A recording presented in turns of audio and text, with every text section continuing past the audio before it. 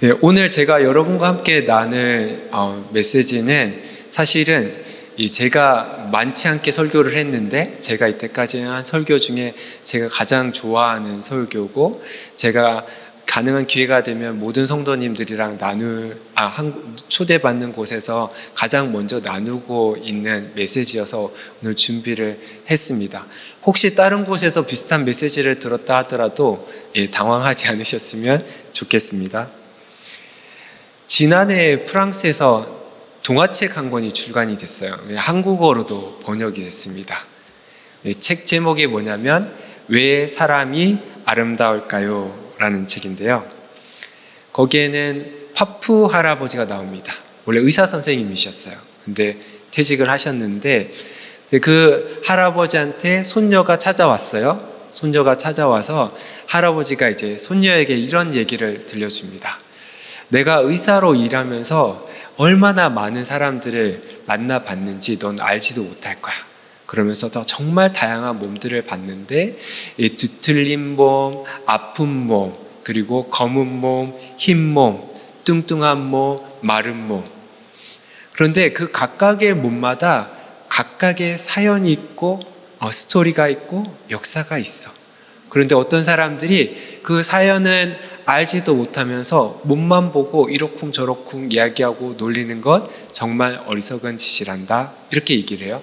이게 원래 동화책이고 어린이들을 위해서 이 외모를 보고 판단하지 말라는 그런 메시지가 있지만 그 안에 또 다른 중요한 메시지가 있습니다. 할아버지가 이 이야기를 한 다음에 손녀를 데리고 길거리로 가요. 집 밖으로 나가서 할아버지가 의사로 일하면서 만났던 사람들을 이제 소개시켜 주는 거야. 이 사람이 뚱뚱한 몸에 대해서, 이 사람의 마른 몸에 대해서 이렇게 소개를 해주면서 이제 각 사람의 몸에 담겨 있는 사연을 소개를 해줬어요. 그 이야기를 다 듣고 집에 돌아온 손녀가 곰곰이 생각하더니 이렇게 결론을 내리는 거예요. 각 사람의 몸마다 각기 고유한 사연이 있구나, 스토리가 있구나. 그런데 그 이야기를 들어보니까 다 아름다운 거예요. 그러고 보니까 그 모든 사람의 몸이 아름답구나, 이렇게 결론을 내립니다. 저는 오늘 여러분과 함께 아름다운 몸을 가진 아름다운 사람에 대해서 이야기를 나누려고 하는데요. 가장 큰 이유는 제가 생각하는, 제가 믿고 있는 하나님이 이 시대에 아름다운 사람을 찾고 있다고 생각하기 때문입니다. 하나님이 지금 아름다운 사람을 찾고 있습니다. 여러분들이 생각하시는 가장 아름다운 사람 머릿속에 한번 떠올려 보실래요? 누가 떠오르세요? 가장 아름다운 사람. 제가 먼저 아름다운 사람의 정의를 한번 내려보겠습니다. 아름다운 사람은 몸이 아름다운 사람입니다. 물론 이제 제가 오늘 말하고 싶은 몸, 성경에서 말하는 아름다운 몸이란 세상 사람들이 일반적으로 말하는 아름다운 몸이랑은 조금 다르겠죠.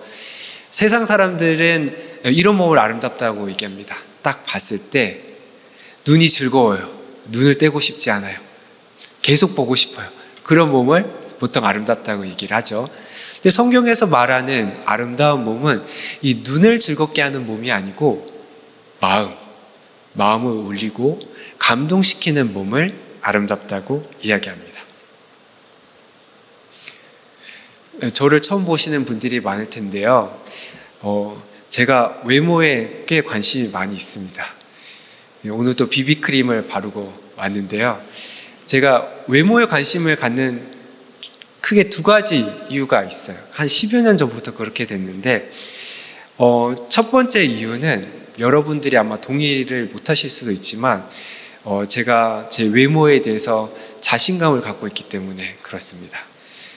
제가 원래 어렸을 때는 컴플렉스가 엄청 많았어요. 지금은 좀 키가 큰 편인데 평균 정도 되는데 키가 엄청 작고 시골 출신의 사투리도 쓰고 여드름도 엄청 많고 피부도 까무잡잡하고 비쩍 마르고 관련해서 별명들이 엄청나게 많이 있어서 충분히 짐작하시겠죠.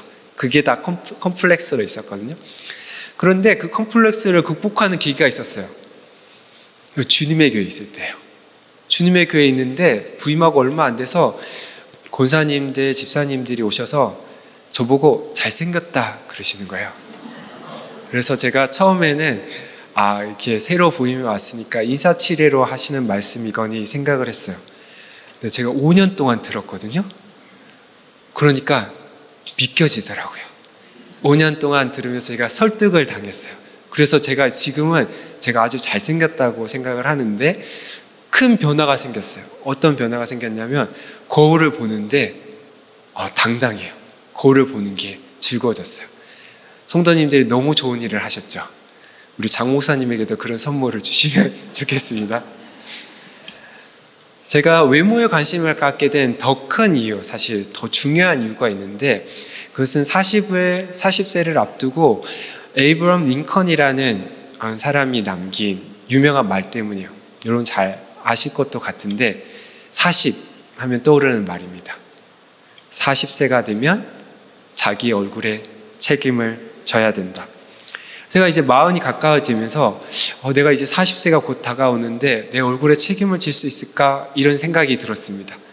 그러면서 이제 주변을 돌아보게 됐어요. 교회에 있는 성도님들, 특별히 40이 넘으신 분들. 우리 40이 넘으신 분들 한번 손 들어 보실까요?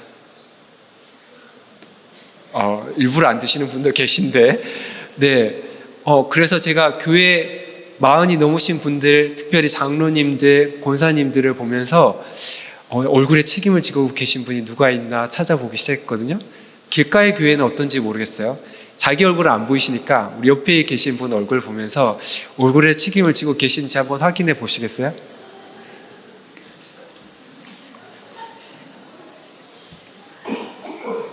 제가 유학을 마치고 귀국할 때였어요. 2011년 가을인데 주님의 교회 부목사 면접을 보러 왔어요. 그러니까 미국에서 완전히 귀국한 건 아니라 잠깐만 귀국을 한 상태였는데 그때 이제 면접을 보는데 그 장로님 중에 한 분이 저한테 이렇게 말씀하시는 거예요. 목사님 얼굴이 너무 굳어 있어요. 그렇게 굳은 얼굴로 목회를 하실 수 있으시겠어요? 이렇게 얘기하시더라고요.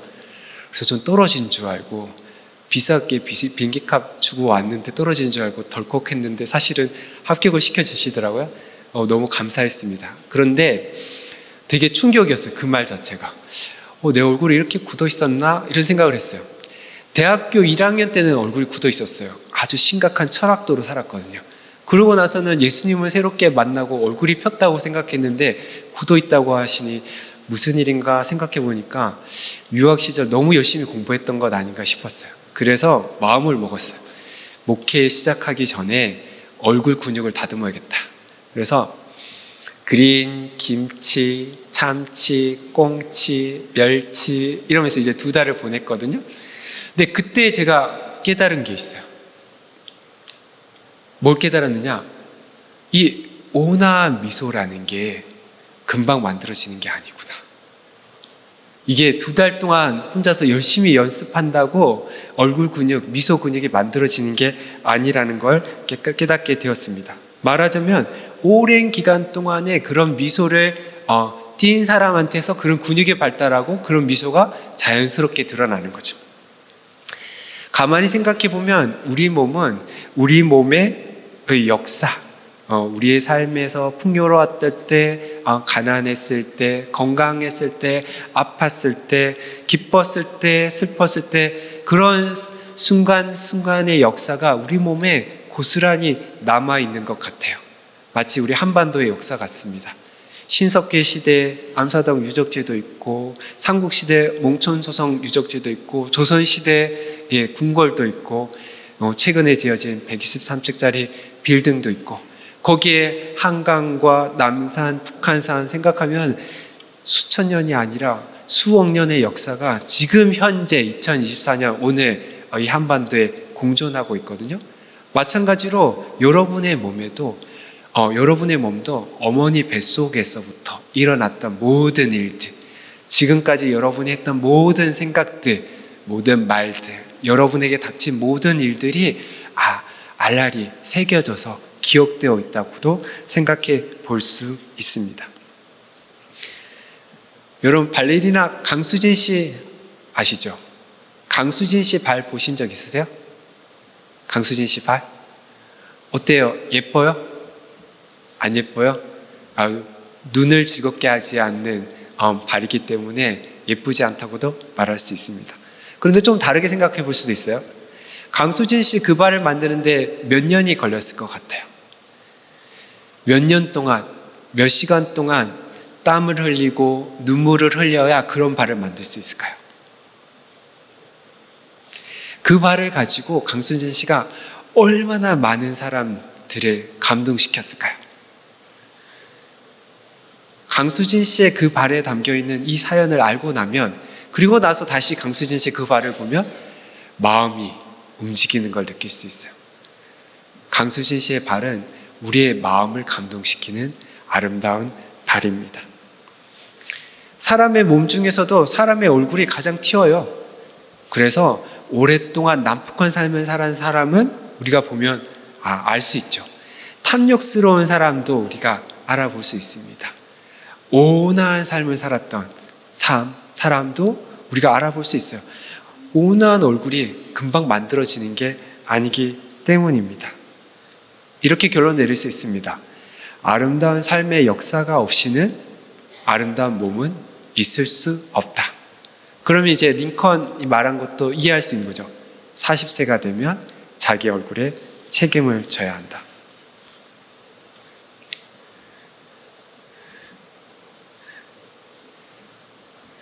여러분, 아까 제가 아름다운 사람 떠올려 보라고 하셨죠? 누가 떠오르셨어요? 아내? 남편? 아니요, 장수현 목사님? 네, 저는 이제 예수님을 떠올립니다. 저는 예수님이 참 아름다운 분이었다고 생각을 하는데요. 꽃미남은 아니었다고 확신해요. 꽃미남처럼 아름다운 분은 아닌데, 근데 분명히 아름다운 분이었다고 확신합니다. 관련해서 질문 하나 드릴게요. 여러분, 예수님의 별명이 하나 있는데, 물론 여러 개 있을 수 있는데, 혹시 여러분 알고 계신 별명 있나요? 예수님 별명? 오늘 우리가 읽은 성경 본문에 나와 있습니다. 이건 예수님을 싫어하는 사람이 예수님한테 붙인 별명이에요. 기억 안 나시나요? 나시는 분도 있는 것 같은데, 제가 말씀드리면 먹기를 탐하고 포도주를 즐기는 사람, 세리와 죄인의 친구. 이거는 사실은 세리와 죄인의 친구가 돼서 먹고 마시기를 즐기는 사람, 이런 뜻이 있어요. 관련된 이야기가 성경에 참 많이 있습니다. 이 별명은 누가복음 7장에 나오는데, 누가복음 14장에 보면은 예수님이 안식일 후에 바리새인 지도자의 집에 초대를 받아요. 그래서 종교 지도자들과 함께 거룩한 식탁에 초대를 받습니다. 그런데 그 거룩한 식탁을 예수님이 기뻐하지 않습니다. 거기에 앉은 특별한 사람들이 앉은 특별한 자리를 모두 다 정죄하십니다. 상석에 앉지 마십시오. 이런 특별한 사람들 초대하지 마십시오. 그러자 그 안에 있는 사람이 얘기합니다. 여기가 하나님 나라 식탁이 아닌 것 같군요. 하나님 나라 식탁에서 식사하는 사람은 정말 행복하겠습니다. 이렇게 얘기를 해요. 아니, 예배를 마치고 예배를 인도하고 예배를 섬긴 경건한 사람들이 모인 그곳인데 예수님께서 그 식탁을 인정하지 않았습니다. 누가복음 15장에 가면 다른 식탁이 나옵니다. 예수님이 세리와 죄인들의 식탁에 초대를 받았는데 예수님이 성큼성큼 그 식탁에 가시는 거예요. 그 장면을 보고 종교 지도자들이 정죄합니다. 아니, 저렇게 부정하고 불결하고 죄인들이랑 선생님이 어울리시면 되겠어요? 그때 예수님께서 이 식탁, 세리들, 죄인들과 함께 먹고 마시는 이 식탁을 신학적으로 변호하십니다. 이 식탁이 하나님이 기뻐하시는 식탁입니다. 이 식탁이 주기도문이 이루어지는 그 자리입니다. 라고 얘기하시면서 세 가지 유명한 비유를 드십니다. 그게 누가복음 15장에 기록되어 있어요. 잃어버린 양의 비유, 잃어버린 동전의 비유, 잃어버린 아들 탕자의 비유. 여러분 잘 아는 이 비유들이 그 식탁을 변호하는 비유예요. 그 세리와 죄인과 함께하는 그 식탁. 이 식탁을 하나님이 기뻐하세요. 이 식탁이 하나님 나라를 경험하는 자리입니다. 라고 얘기하는 거예요. 그래서 예수님의 별명이 그렇게 지어진 거예요. 먹기를 탐하고 포도주를 즐기는 사람, 세리와 죄인의 친구. 저는 이 별명이 사실 너무 좋아서 제 묘비명이 됐으면 좋겠다, 그런 생각을 가진 적도 있습니다. 그런데 포기를 했어요. 왜 포기를 했을까요? 혹시 짐작하시는 분 있을까요? 포기를 했습니다. 왜 포기를 했냐면 먹고 마시는 게 너무 힘들어서 포기를 했습니다. 제가 목회를 하면서 깨달았는데 이렇게 먹고 마시는 게 너무 쉽지 않더라고요. 저는 정말 예수님을 닮고 싶거든요. 예수님 너무 좋아하고 온전히 닮고 싶어요. 그런데 먹고 마시는 건 도저히 담을 수가 없더라고요. 그래서 예수님의 절반은 포기를 하고 예수님 나머지 절반, 세리와 죄인의 친구가 되는 것만은 어떻게든 닮아야겠다고 결심하고 살고 있습니다. 이 세리와 죄인의 친구라는 예수님의 별명은 예수님의 아름다운 발을 보여주는데요. 어떤 의미에서 그러냐면 누가복음에 보면 예수님이 발이 인도한 길을 추적해 볼 수 있어요. 동선이라고 얘기하죠. 예수님이 어디로 가서 누구를 만났는지 보면 권력자들, 부한 사람들, 건강한 사람들 찾아가지 않고 가난한 사람들, 소외된 사람들, 병든 사람들을 찾아가는 거예요. 그들과 함께 어울리고 그들과 함께 먹고 마시고 그들을 위로하고 그들을 격려하고 그들과 함께 웃기도 하고 그들과 함께 울기도 하고 예수님의 발이 그렇게 인도하는 거예요. 이 별명이 예수님의 그 아름다운 발과 동선을 상징적으로 보여주고 있습니다. 복음서에 따르면 예수님은 슬퍼하는 사람들이랑 함께 울고 기뻐하는 사람들이랑 함께 웃는, 그래서 기쁨도 느끼고 슬픔도 느끼고 때로는 분노 또는 탄식도 하는 되게 다양한 감정을 가지셨던 분이라는 걸 알 수 있습니다. 그래서 제가 예수님이 아름답다고 얘기하는 거예요.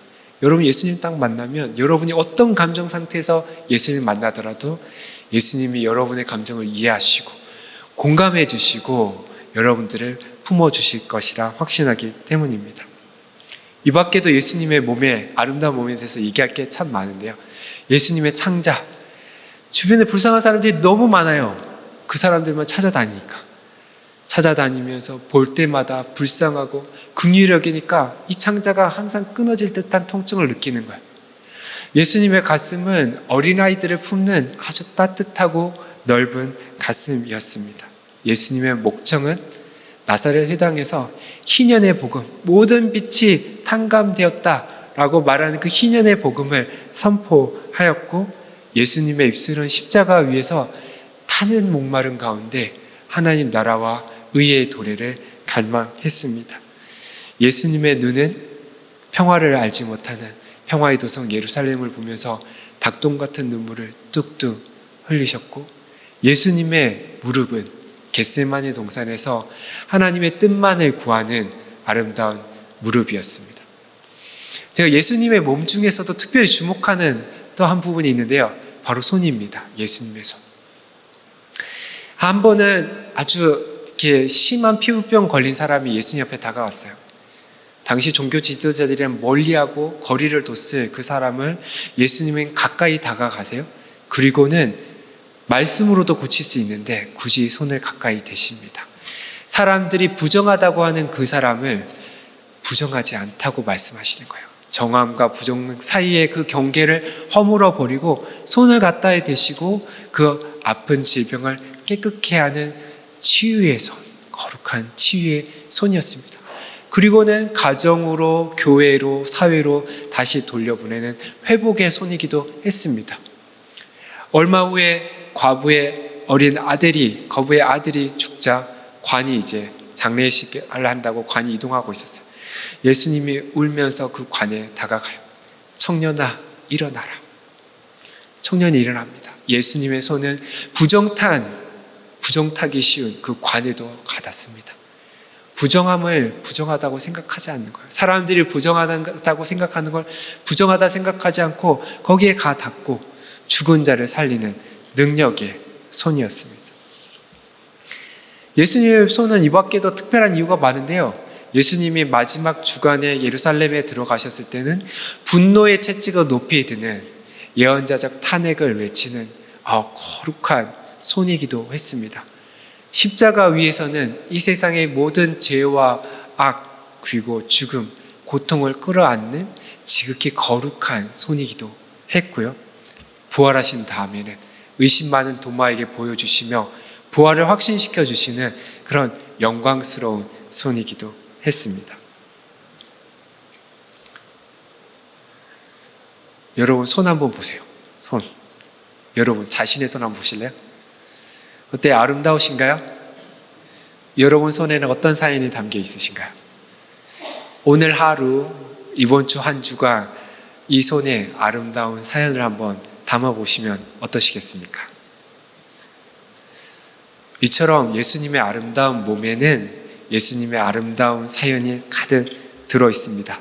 마찬가지로 여러분의 몸에도 여러분의 사연이 가득 담겨 있을 것입니다. 근데 몸에 대해서 제가 이렇게 강조하는데 이게 우리 신앙, 그리스도의 신앙에 아주 중요한 의미가 있기 때문에 그렇습니다. 왜 그러냐? 여러분들의 구원의 궁극적인 모습과 관련되어 있어요. 여러분의 구원의 궁극적인 모습이 뭐라고 생각하세요? 사도신경에 뭐라고 되어 있어요?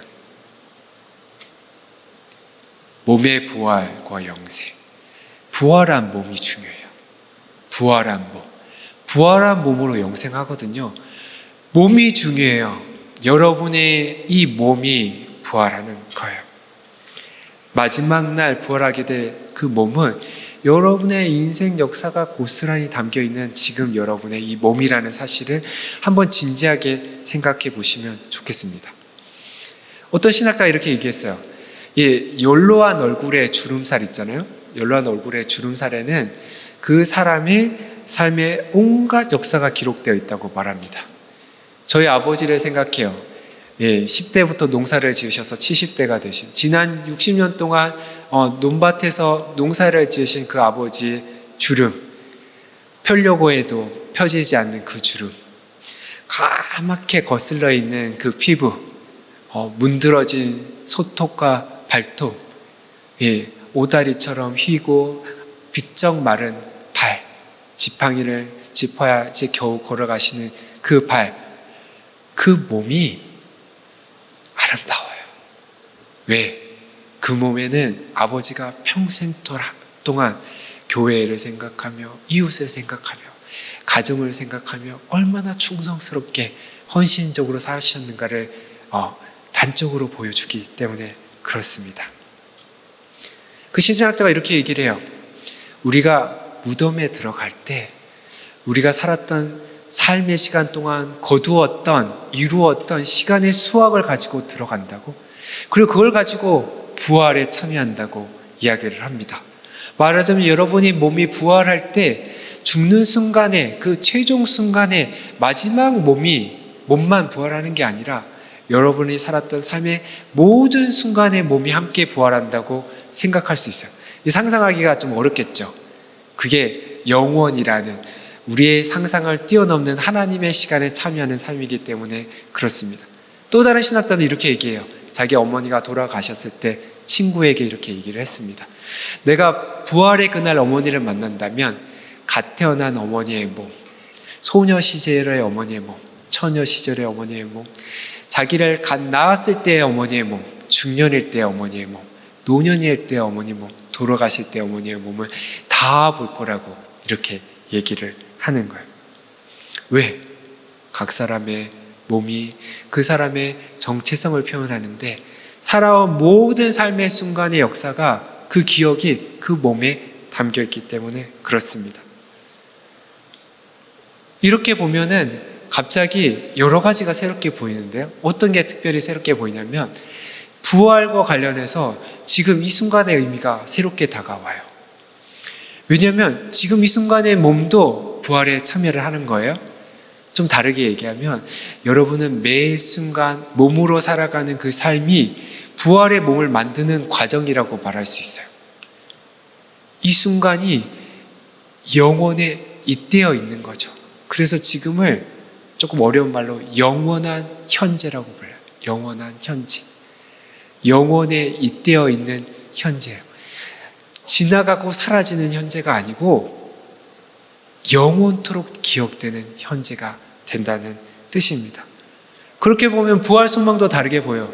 부활은 그냥 막연히 저 멀리 있는 죽은 다음에 가게 될 어떤 세계에 대한 믿음이 아니에요. 소망이 아니에요.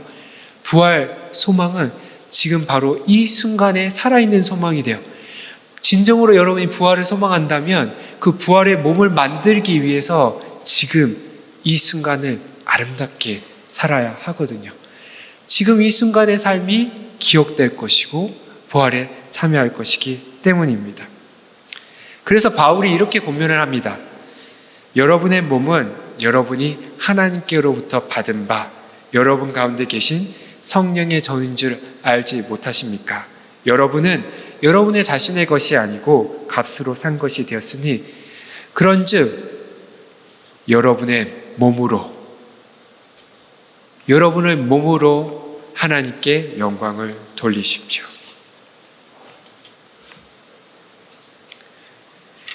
(40세가) 되면 자기 얼굴에 책임을 져야 된다. 이 링컨의 말을 들으면 떠오르는 소설이 하나 있습니다. 나다니엘 호손이 쓴 큰바의 얼굴입니다. 여러분도 많이 아실 것 같은데요. 큰바의 얼굴의 주인공 어니스트가 자기 집 마당에서 보이는 큰바의 얼굴, 그의 감동이 돼요. 근데 마을에 내려온 전설에 따르면 그 얼굴의 주인공이 마을에서 태어난다는 거예요.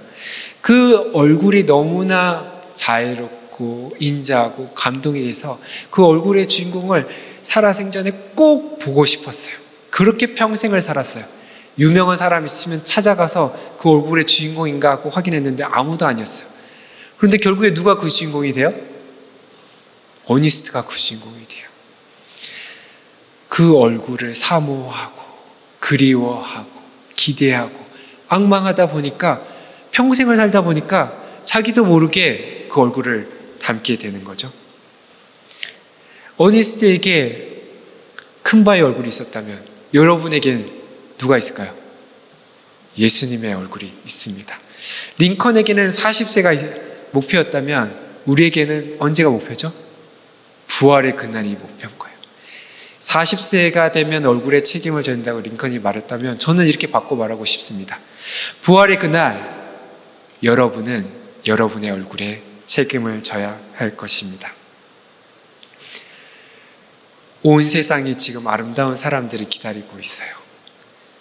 전쟁 중에 그리고 가난에 억압에 고통받고 있는 여러분들의 이웃들이 그리고 기후위기로 생태계 파괴로 신음하고 있는 많은 피조물들이 아름다운 사람들이 나타나기를 기대하고 있습니다. 길가의 교회 성도님들이 그런 아름다운 사람이 되어 이 추한 세상을 아름답게 만들어 주시기를 간절히 기도드립니다. 바깥에 있는 사람들이 아름다운 사람을 못 찾겠어요. 그러면 제가 길가의 교회로 가보십시오. 거기에 가면 아름다운 사람들이 정말 많이 있습니다 라고 자랑스럽게 말할 수 있는 그런 아름다운 교회를 만들어 주시면 좋겠습니다. 누군가 아름다운 사람이 되고 싶습니다 라고 얘기하면 길가의 교회 가십시오. 거기가 아름다운 사람을 길러내는 곳입니다. 그곳에 가면 아름다운 사람이 될 수 있습니다 라고 자랑스럽게 말할 수 있는 그런 아름다운 교회를 만들어 주시기를 부탁드립니다. 기도하겠습니다. 사랑의 하나님 아버지, 아름다운 사람이 되고 싶습니다. 지금 우리의 추하고 못난 모습을 불쌍히 여겨주시고 성령 안에서 우리의 몸과 마음을 새롭게 빚어 주옵소서. 예수님처럼 아름다운 몸과 마음을 갖게 하옵소서. 어두운 세상을 밝히고 추한 세상을 아름답게 만들어가기 원합니다. 예수님의 거룩한 제자들이 되기 원합니다. 예수님의 이름으로 기도드립니다.